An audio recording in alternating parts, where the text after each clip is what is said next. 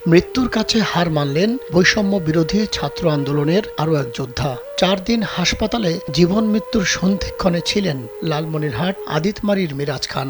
20 বছরের এই তরতাজা যুবক গুলিবিদ্ধ হন ঢাকা বিশ্ববিদ্যালয় ক্যাম্পাসে।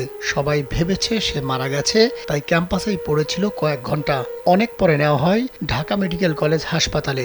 সেখানেও তার চিকিৎসা হয়নি বলে দাবি পরিবারের। মিরাজের বাড়ি লালমনিরহাট জেলার আদিতমারী থানার মহিষখোঁচা ইউনিয়নের খানপাড়া গ্রামে। তার বাবার নাম আব্দুস সালাম। তিনি মহিষখোঁচা বহুমুখী উচ্চ বিদ্যালয় থেকে এসএসসি পাশ করেন। অসুস্থ বাবার চিকিৎসা করাতে লেখাপড়ার পাশাপাশি মিরাজ কাজও করতেন। সেজন্যই ঢাকায় এসে গার্মেন্টসে কাজ শুরু করেন তিনি।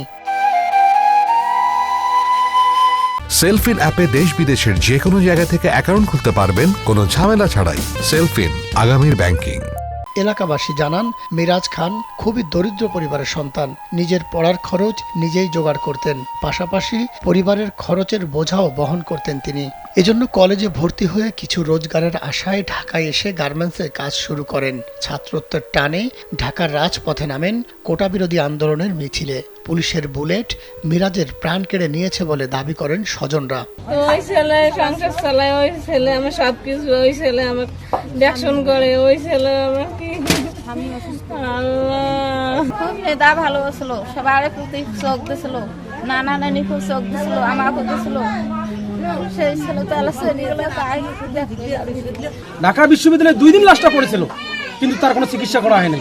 এই ডাক্তাররা যারা ছুটির নাম করে তারা পালিয়ে গেছে, তাদেরও বিচার আমরা চাই। খুনিয়েছেন এমন এক কিছু ঘটনা ঘটে দিয়ে গেছে, যাতে তিনি যাওয়ার পরবার গোটা বাংলাদেশের লোক না খেয়ে বিনা চিকিৎসায় বিনা কারণে মারা যায়। পুলিশ নির্যাতন নির্মমভাবে গুলি করে মিরাজকে। গুলি করার পর জনগণ তাকে ঢাকা মেডিকেল নিয়ে যায়, এবং ঢাকা মেডিকেল 2 দিন যাবত সে পড়ে থাকার পরেও তাকে কেউ হাত দিয়ে ধরেনি, স্পর্শ করেনি। তার বিরাট পড়তে আসলে পরে বাধ্য হয়ে বাবা মা সহ্য করতে না পারে রংপুর মেডিকেল নিয়ে আসছে। রংপুর মেডিকেল আমি সহ 3 দিন যাবত কোনো ক্লিনিকও তাকে ভর্তি করে না। গুলিবিদ্ধ লাশ তাকে কোনো কোথাও থেকে গ্রহণ করবে না। অনেক কষ্টের পর গতকাল রাত 12:30টার সময় তাকে অপারেশন করা হয়, এবং আজ সকাল 10:30টার সময় তার মৃত্যু হয়। এই মৃত্যুর জন্য প্রধানমন্ত্রী শেখ হাসিনা দায়ী। আমি তার দৃষ্টান্তমূলক শাস্তি চাই, এবং এই নিহত পরিবারের সমস্ত ক্ষতিপূরণ দাবি করি।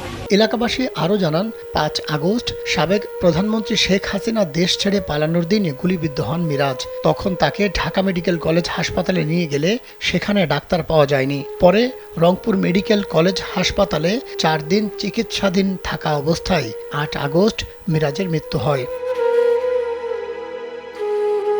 এ বিষয়ে আদিতমারী থানার ভারপ্রাপ্ত কর্মকর্তা মাহমুদুন নবী কালবেলাকে জানান, গুলিবিদ্ধ হয়ে চিকিৎসাধীন অবস্থায় মিরাজের মৃত্যুর খবর পেয়েছেন তিনি। তার পরিবারের সাথে কথা বলে পরবর্তী ব্যবস্থা নেওয়া হবে। মাহমুদ সোহেল, কালবেলা।